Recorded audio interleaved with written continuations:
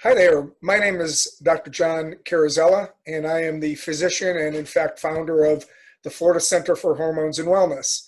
And I'd like to welcome you to this presentation in which we're going to talk a little bit about bioidentical hormone therapy. And I think one of the burning questions of the day is, our hormone therapy, our hormones, are they going to help you or are they going to hurt you? Because we all want some of the things that hormones can benefit us for, but many of us are deathly afraid of the things that are out there in the popular press and the popular media and everyday doctors that talk about hormone therapy in a very negative light.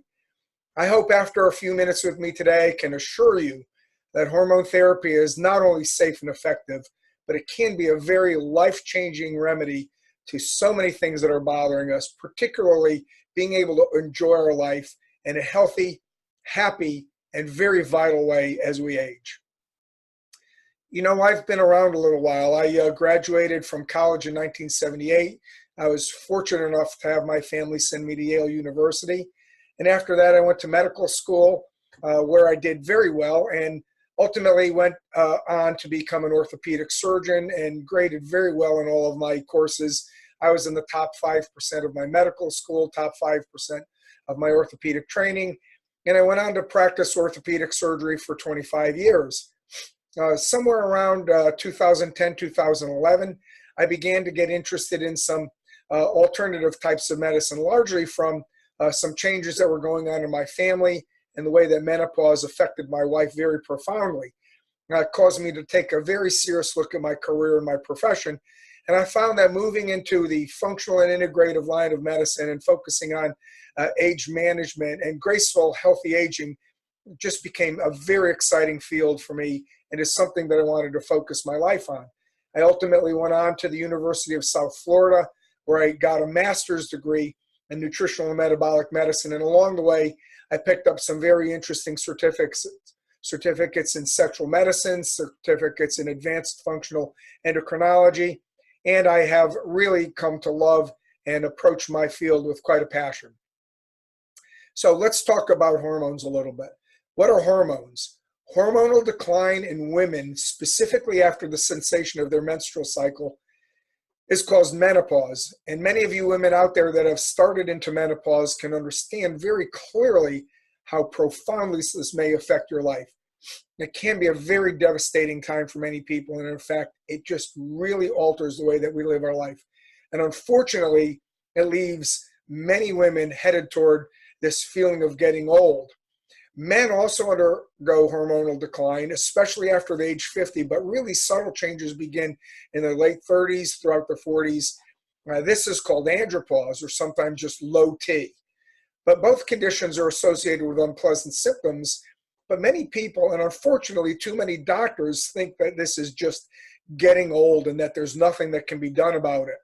Many times, many people think that these conditions are untreatable, or that the treatment is more dangerous than the symptoms. And that's where we get to a lot of times in hormones, that they cause all kinds of problems and it's not worth it to get treated to feel better.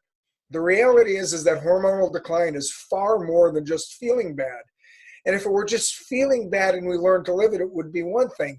But the reality is that hormonal decline can lead to so many things: serious disease and infirmity. And who wants to grow old and be diseased, old, can't move, can't function, and sometimes getting to the point where you'd rather die than continue living? You know, I look at my patients every day and I say, my goal for you is to live a vigorous, healthy, aging life. One that maybe you wake up one day when you're 99, go out and do your favorite activity, tend to the garden, play golf or tennis, come home and have wild sex with your wife in the afternoon or your partner, and then go to sleep that night and die peacefully and healthy in your sleep, after living a very fulfilled life. Quite honestly, if you're that good at 99, why not keep going? But the point is, I want people to age gracefully, healthy, and with lots of vitality. And with proper hormonal management, this can be done. So let's take a look at menopause for a while. What are the signs and the symptoms of menopause? Many, many women are familiar with the hot flashes and the night sweats, waking up drenched at night. It's also accompanied by significantly reduced sex drive or libido. and sexual responsiveness. It just doesn't feel good, or we have vaginal dryness and there's pain and tenderness. It hurts. We're just not interested. We don't want to have sex anymore. Then there's the inevitable weight imbalance or weight gain. No matter what you do, no matter how well you eat, no matter how much you exercise, you gain weight. You're tired all of the time. You can't sleep. Cloudy thinking, foggy thinking, can't remember what you went to the refrigerator for when you open up the door. And then there are the mood swings. Frequently, women come into the office and I hear them say, I swing from happy to sad to angry to anxious at the turn of a coin. And I don't know why I do it. Nothing is changing. It just happens. Memory loss, focus and concentration. I can't keep my mind focused on one thing for very long. I go to the computer to do some work and I just go crazy. I can't think of what it is. I'm irritable, I'm tense, I'm anxious, I'm depressed. Sound familiar? Many of these things are there, frequently rather profound. But the problem is, as I mentioned, it goes well beyond the way you feel. When you go into menopause, all-cause mortality rises. Now, that's a fancy medical way of saying people die younger. Just because you're in menopause, just because your hormones are imbalanced. Heart disease and stroke. Before menopause, women experience heart disease or stroke only 1 of 7.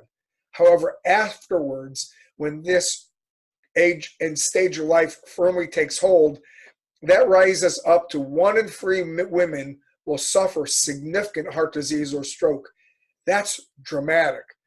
Osteoporosis, thinning of the bones. Hormonal imbalance and hormonal decline is directly related to osteoporosis. And while many people think, oh, well, I'll just take a pill or I'll take a bisphosphonate like Boniva or one of the others, the reality is those medications do not reverse or prevent osteoporosis. They just slow down the rate of osteoporosis. And the dramatic thing about osteoporosis is that 1 in 3 women will die after a major long bone fracture or a major osteoporosis-related fracture. And that's dramatic. And as an orthopedic surgeon, I saw that. Now, they may not die in the hospital, but they usually die within 1 year. 1 in 3 from a preventable, age-related, hormone-related disease. And then there's Alzheimer's disease or memory disorders or other age-related dementias. Some studies indicate that up to 85% of dementia may be hormone-related and may be able to be avoided with proper balancing of the hormones. Now, I don't know about you, but when I get older, or I'm getting older, I don't want to have heart disease, I don't want to have osteoporosis, and I certainly don't want to have Alzheimer's disease or dementia. New studies are showing today that people would rather have cancer than they would Alzheimer's disease. I just dread the thought of that. Other metabolic problems are directly related to hormone imbalance. Things like diabetes, bad cholesterol, macular degeneration, that's blindness. So macular degeneration can lead to blindness. We don't want that. Urinary tract problems, infections, bladder leakage, incontinence, all of those are directly related to hormone imbalance. And certainly certain cancers are as well, such as breast, colon, and uterine cancer are directly related to hormone imbalance. How about the guys? Similar kind of things occur with them. Their sex drive goes down. That's probably the #1 complaint that the guys have. They have decreased morning erections, decreased sexual performance.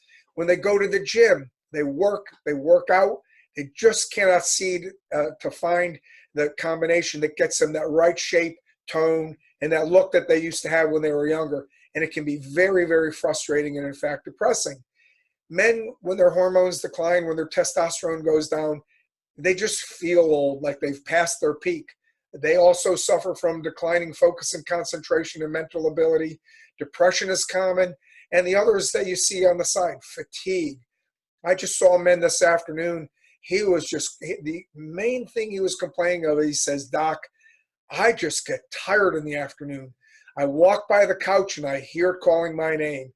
It's dramatic. It's terrible. He said, I work out every day. I'm 54 years old. I should feel wonderful.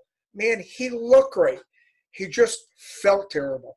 His testosterone was a dramatically low 260. And by rebalancing his testosterone in 4 weeks, he's going to feel wonderful again. How about age-related disease for men? Again, all-cause mortality goes up. Heart disease, stroke, osteoporosis, prostate problems, can't pee, prostate cancer rates go up when testosterone is low. And other metabolic problems such as diabetes and cholesterol are also very common with men. So, what do we do about it? Let's first talk about hormones. What are they? Well, the definition of a hormone is a substance that's produced by a cell or a tissue that travels through the body, through a body fluid such as blood, and it ultimately exerts some type of an effect on a cell or a tissue, usually at a remote location. That is, you have the organ that produces the hormone is not nearby the organ or the cells that need the hormone to cause an effect. For example, let's take a look at thyroid. Thyroid is produced by the thyroid gland in the neck. It then circulates through the body and it exerts its effects on the other tissues such as the heart, the bones, the blood vessel, the hair, the skin, and most other tissues. So you can see it's produced one place and its effects occur throughout the body. So let's take a look at some of the common hormones, the ones that we're going to talk about. Here's estradiol, or what's commonly called estrogen. Estrogen is actually a class of hormones called estrogens. There's estradiol, there's estrone, there's estriol, there's others. Some of the common other ones that we hear about are the horse estrogens, which are the bad hormones, or get lumped into the synthetics that can cause some problems. Here's testosterone. Testosterone has this chemical structure, and progesterone, another important one. What I want to show you here is they share a common backbone. This area of the hormone is common here, it's common here, it's common here, it's common here, and we can recreate these hormones through a substance found in soy or yam called diastenin. So you can see this diastenin hormone that is found in plants has exactly the same backbone, or pretty close to the same backbone as the hormones that we're interested in, and we'll see later that it can be used to produce those hormones. So let's talk about this concept of natural, synthetic, or bioidentical, because I hear people come in all the time and they say, Doc, I want to have natural hormones. I'm going, okay, well, they're possible to get, but what is natural? Contrary to popular belief, the Food and Drug Administration has not really formally established a definition for the term natural. Excuse me one second. However, the agency feels that it has had a long-standing policy when we use the term natural in labeling, and we want it to generally mean that the substance has nothing artificial or synthetic that has been included in or has been added to the product. So simply stated, to be natural, the substance should exist in nature. So can we harvest natural hormones? We absolutely can harvest natural hormones, and I'm going to show you that in a second. A synthetic hormone is a hormone that is really a chemical. It is most often a substance that is not found in nature and is manufactured in a lab. It is a chemical compound that mimics or copies the activities of our endogenous or internal hormones that are produced in the body, but it differs structurally from the naturally occurring hormones. So let's take a look at the really bad actor, or the one hormone that gives, the one synthetic hormone that gives hormones a bad name. And it's this thing down here called medroxyprogesterone acetate, or Provera. This is the bad guy. Let's look at natural progesterone. So over here on the left, we see a natural progesterone, and it's got this diastenin backbone in it, and it's got this simple little chemical structure at the top. Well, when we make medroxyprogesterone acetate, which is meant to mimic progesterone, it has to be different enough to be patented so that the drug company can make a lot of money. And what it is it adds this thing at the top, and it's this thing at the top over here which causes this chemical synthetic to be a bad actor. And what it does is the body does not recognize this as natural or bioidentical.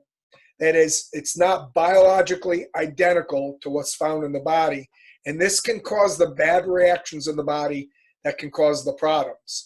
And the problems such as cancer, which this guy is a culprit in, and this guy, the natural progesterone, has absolutely never caused.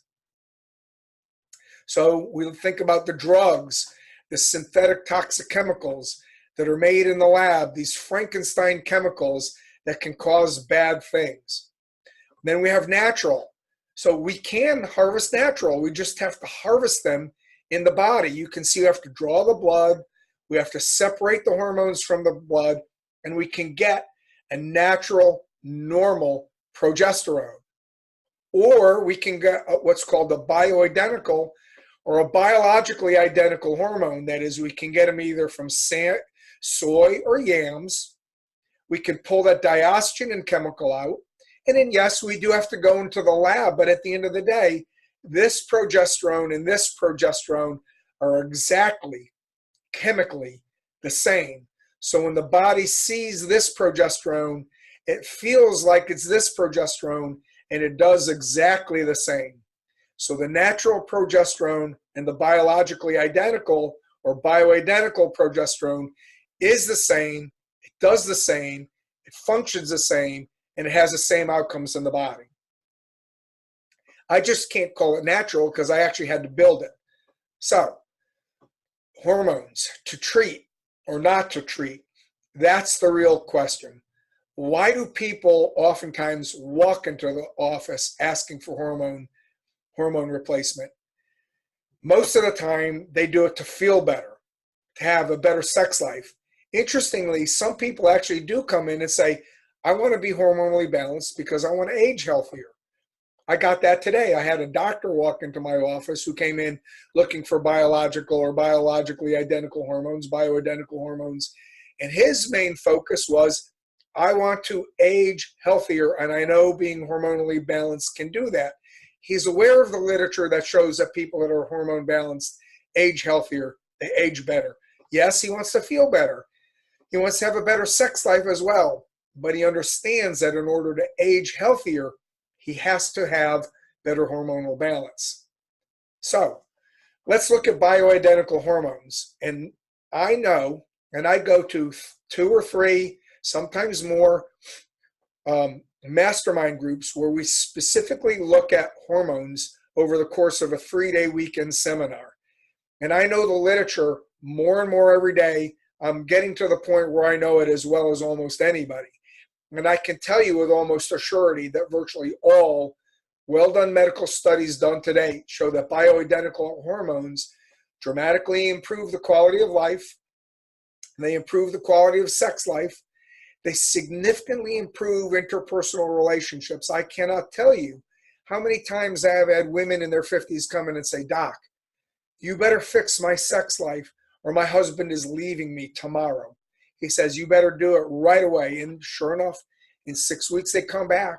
They're in tears. Not only is their sex life better, their personal interrelationship with their husband is dramatically better. I cannot tell you how many relationships I have saved by fixing their hormones. It's really quite an honor, and it's a privilege to be in that position. And I was really shocked when I went into this. I never thought I would hear it.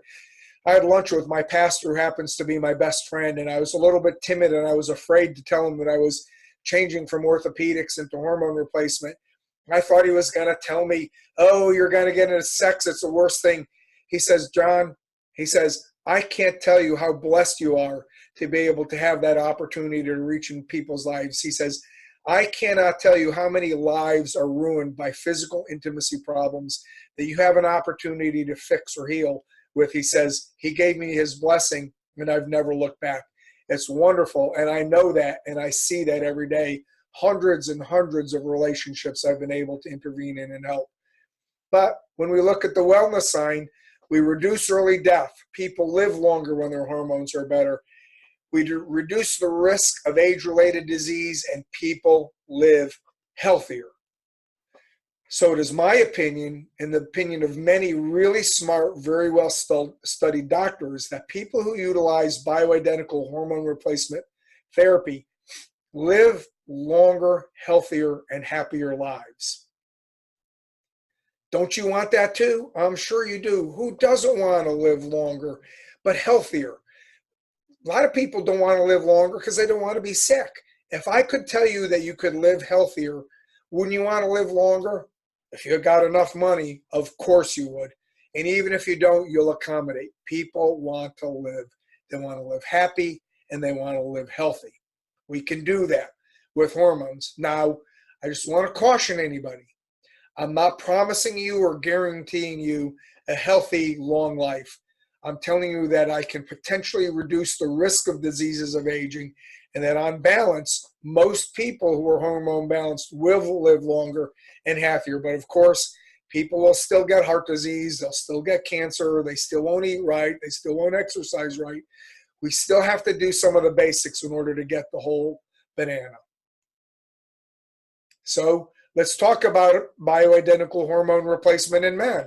It reduces the risk of heart disease in men and women. It reduces the rate of osteoporosis and osteoporosis-related fractures.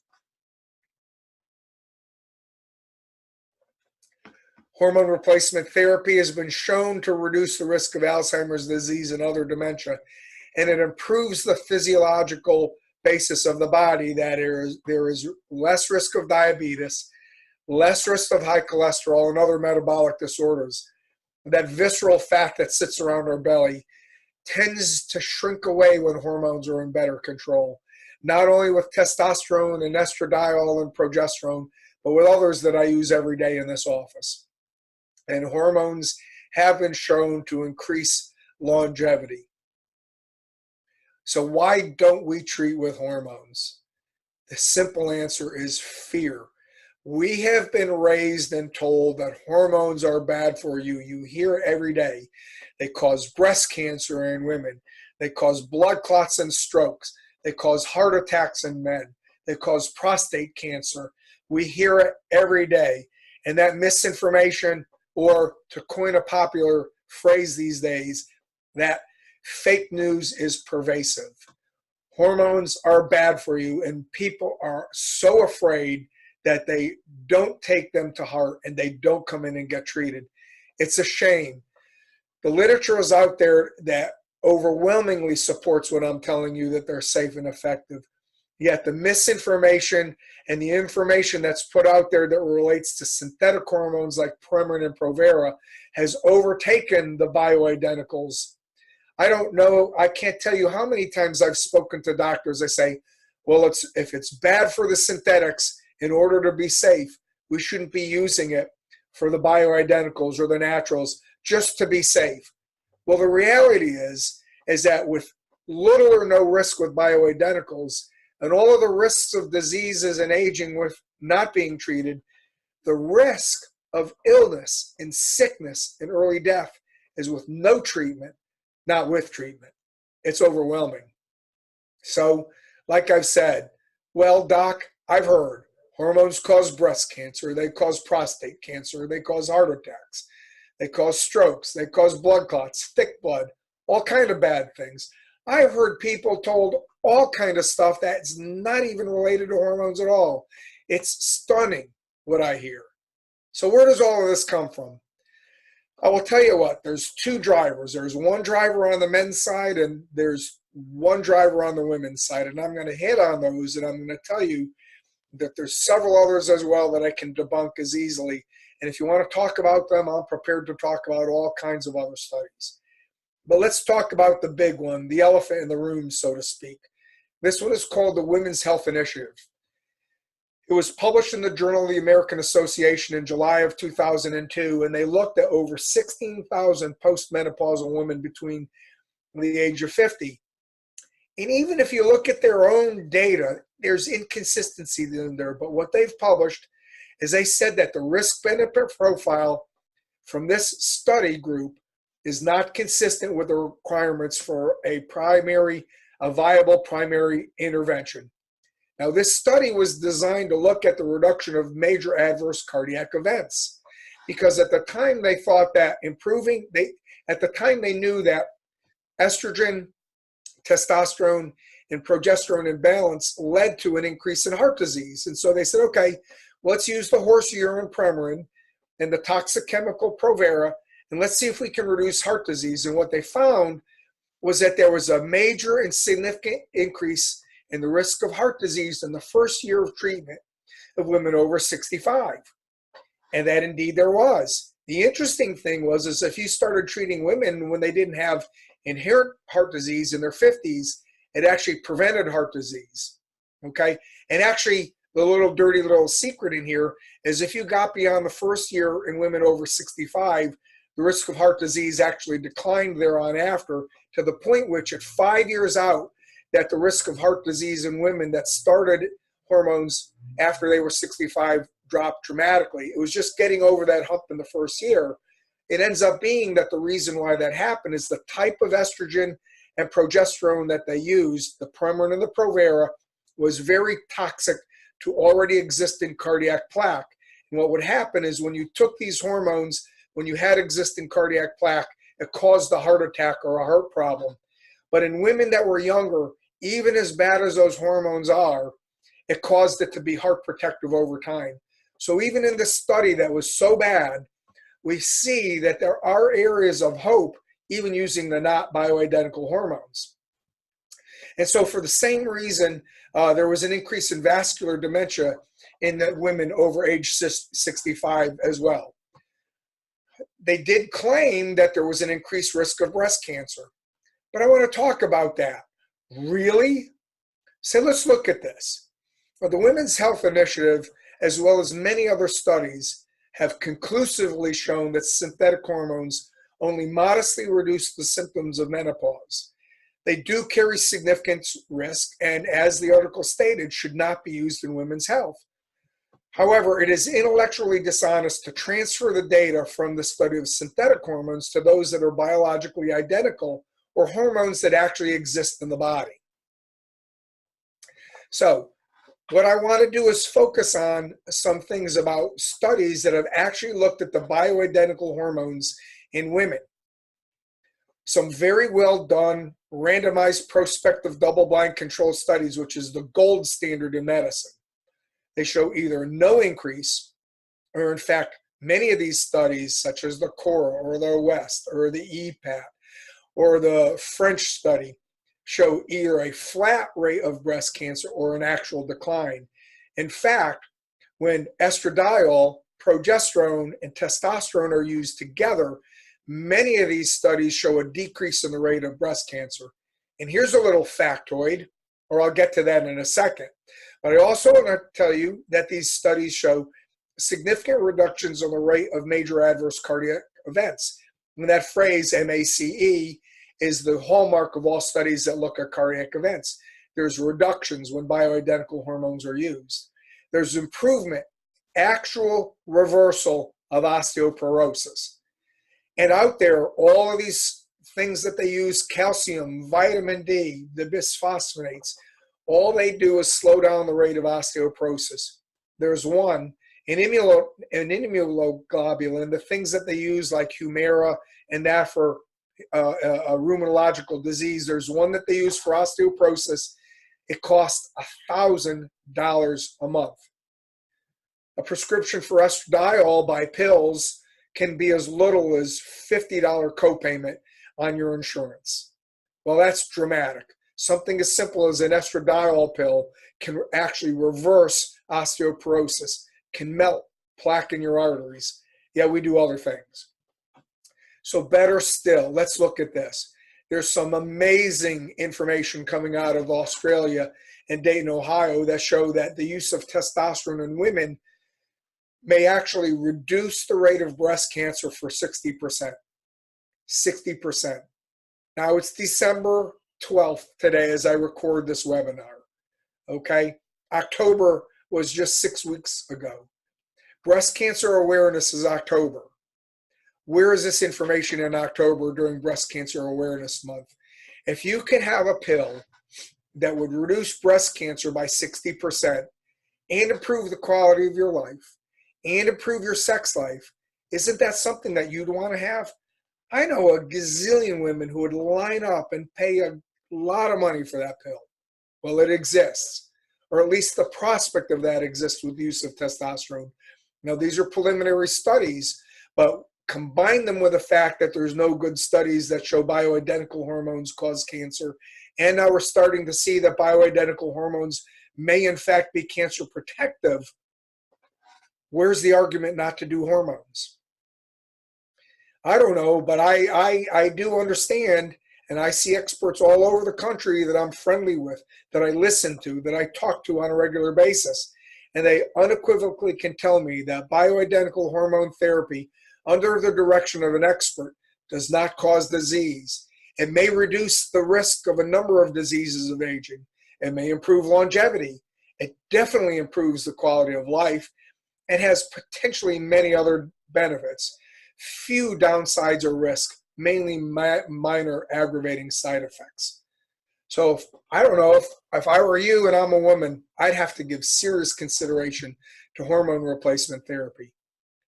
How about for men? The main reasons given are testosterone causes heart attacks. Testosterone causes or worsens prostate cancer.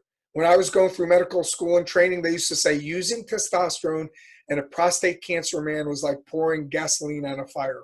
You never want to do that. Testosterone causes thick blood that can cause strokes or blood clots, or causes a type of blood cancer called polycythemia vera, a hormone that normally exists in the body that's replaced to the normal levels that we see in men can cause a blood cancer. I don't know. I want to see an article that shows that. And to be honest with you, I've looked at hundreds and hundreds and hundreds of articles on hormones, and I haven't seen one of those. And that testosterone causes an increase in estrogen level is going to feminize a man or cause problems. I've read a lot of literature that shows exactly the opposite is true. When we lower estradiol levels in men, bad things happen. They get heart disease, they get cancer, they get osteoporosis, they get erectile dysfunction. Lowering estradiol levels is not a good thing, and I have the literature to prove that. Let's look at the heart disease one in terms of hormones. The reality is that over the years, there's been an overwhelming number of well-done studies, and by that I mean those RPC, randomized prospective controlled studies, the gold standard in medicine, that show men with higher testosterone levels have fewer cardiac events. Some recent large studies show that when men are given testosterone, the risk of heart disease falls. I was just reading a study not too long ago that was published in Utah that looked at men with actually established, determined heart disease. They gave them high levels of testosterone, and it was very clear that the men that got testosterone had fewer of those MACE that I discussed earlier, those major adverse cardiac events. The men that got testosterone had lower risk of cardiac events in the future when they already had pre-existing heart disease.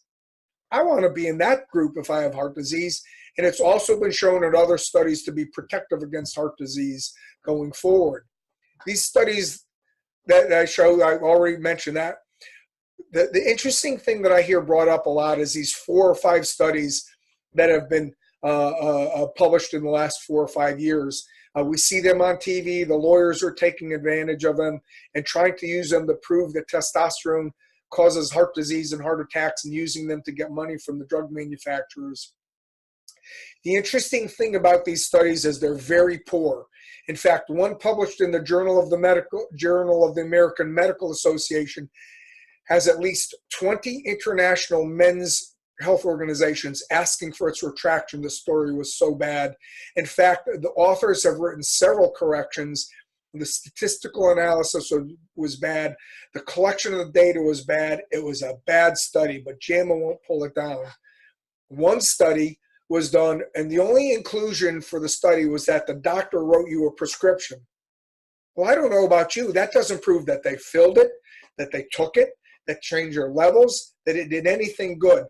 So it's absolutely a bogus study to be determined that you got a prescription for testosterone and then got a heart attack. That just makes no sense to me at all. So the 4 or 5 studies were poorly done, poorly conceived. Compare them to the very well done studies over the years that show that testosterone actually lowers the risk of heart disease. How about prostate cancer? The main study that looked at this was a study done by a guy named Huggins back in the 40s. And this study only had one person in it. It was a terrible study to generalize to the population. Yet over the years, that's the study that was cited as saying, well, you can't use testosterone. It's bad for men and potentially can cause or worsen prostate cancer. Clearly, other studies show that when a man walks around with a higher level of testosterone, his level of prostate cancer is lower. And that's been shown over and over and over again. It is so dramatic, and the pendulum has swung so dramatically in the opposite direction that current research at Harvard University, I think that's a pretty good university, is focusing on using testosterone and estradiol to actually treat men with prostate cancer. That is, they're actually giving them estrogen and testosterone, and you know what they're finding? It's squashing it and putting it out. It's actually like a fire extinguisher, not a fire accelerator. I'm going to tell you one thing. God forbid I should ever get prostate cancer, but I'm going to be treated with high levels of testosterone and estradiol. That's how strongly I feel about that therapy in men. And I believe that the literature will show that in years to come. Thick blood. It's physiologically normal for testosterone therapy to raise a man's blood count. Unfortunately, too many doctors equate this with this blood cancer type syndrome called polycythemia vera. Polycythemia vera does indeed cause blood clots and strokes and all of these things. But that is because polycythemia vera also increases platelets and white cells. That does not occur in men, and they're certainly not abnormal red cells. If you live in Aspen, Colorado, or are on the ski patrol, or ski regularly in the winter, your blood count is going to go up. That blood would be no different than a man on testosterone. So yes, testosterone may cause an increase in blood cell count, but it doesn't cause an increase of diseases related to that thick blood. It doesn't cause thick blood. It doesn't cause polycythemia vera, and yet this is considered settled science in the medical community. Another example of fake news. How about high estradiol? We used to say it causes man boobs or other problems like erectile dysfunction, emotional instability. Just like I mentioned before, blocking estradiol increases the risk of heart disease, worsens ED, increases visceral fat, which is the main cause of inflammation that causes high cholesterol, that causes blood vessel disease, it causes plaque. It worsens the risk of diabetes and cholesterol. High levels of estradiol are beneficial for men when they rise together with testosterone, when it's intervention that causes them to go up. So I've gone over a lot of material. I hope I've pointed out to you that there is a lot of fake news out there when it comes to hormones, that hormones do cause problems when they're synthetic or artificial. But bioidentical hormones, when properly managed by an expert and when balanced and brought together in a very effective and very medical and very careful way, can be very safe. Hormonal decline is associated with diseases of aging and a poor quality of life and early death. Much of the negative perception about hormones is emotional and not based upon the solid medical evidence. And I can tell you, when I come into work every day, I want to do what the literature says is right and proper. I don't want fake news. I don't want rumor. I don't want innuendo. I'm talking about people's lives, and I want to do what's right and effective. And that's what I do in this office. The available medical evidence is strongly against synthetic hormone therapy with good cause and good evidence. And yet I still see women put on synthetic hormones. I still see them on Previn and Provera. These very same doctors that won't send them in for bioidentical therapy will put them on those. It's just shocking. It's just stunning sometimes. The available medical evidence strongly suggests that bioidentical hormone therapy is beneficial in so many ways. Bioidentical hormone therapy, as I mentioned before, dramatically improves the quality of life. It improves the quality of your sex life. It improves your relationship. It reduces the risk of early death, and people should live longer. It reduces the risk of age-related disease. It's safe, it's effective, and it's life-changing. I want to thank you for taking your time to listen to this little presentation. I hope you learned something for it. I certainly would be thrilled to see you in my office and discuss this further. I love talking about hormones. I love talking about longevity. I love talking about people's health. And I absolutely love and feel blessed to have been given the tools and the ability to intervene in ways that I know are medically safe and medically effective to make these dramatic improvements on people's lives. So I'm Dr. John Carrozzella. I'm located at the Florida Center for Hormones and Wellness. We're in the Dr. Phillips area of Orlando. I hope to see you someday. Give my call a staff, schedule an appointment, schedule a consultation, or send in an email question, and I'd love to answer it for you. Again, Dr. John Carrozzella, www.hormonesandwellness.com, or you can reach us at info@hormonesandwellness.com. That's info@hormonesandwellness.com. Dr. John again, have a good evening, have a good day, God bless you, and here's to your good health.